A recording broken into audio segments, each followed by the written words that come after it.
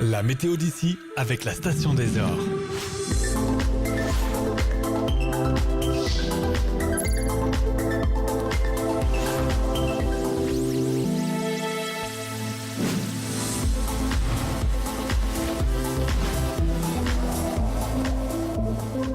Les Ors, votre station.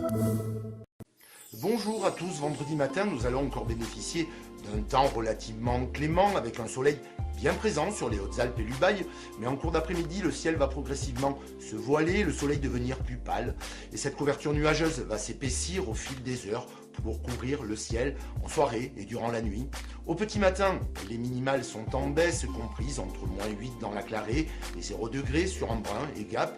En journée, malgré une petite baisse, elle reste toujours bien agréable, de 12 à 17 degrés en vallée, du Champsaur au Buèche, il fait 14 sur Briançon, 15 pour Guillestre et Barcelonnette, 16 sur Embrun et Gap.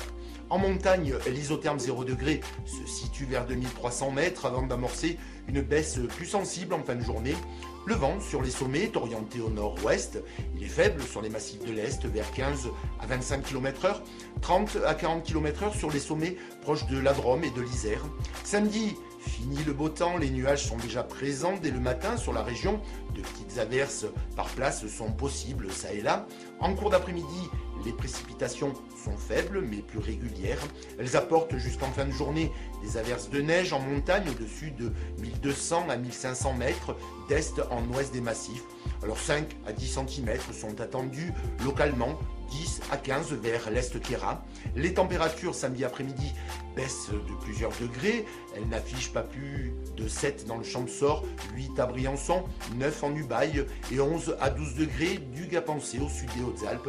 Alors pour la suite de notre week-end et le début de semaine prochaine, cela s'annonce pas folichon, c'est un retour d'Est qui se met en place. Les nuages vont continuer à revenir depuis l'Italie, apportant avec eux de nombreuses averses, principalement à l'est de la Durance, où de bonnes quantités de neige sont attendues sur les massifs frontaliers de l'Est Queyras à la Haute-Ubaye. Plus à l'ouest, le ciel sera probablement moins chargé.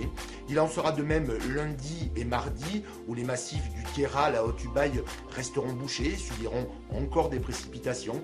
En allant vers le Gapençais et vers la Drôme, on retrouvera un ciel plus clément. Les températures auront quasiment retrouvé des valeurs de saison.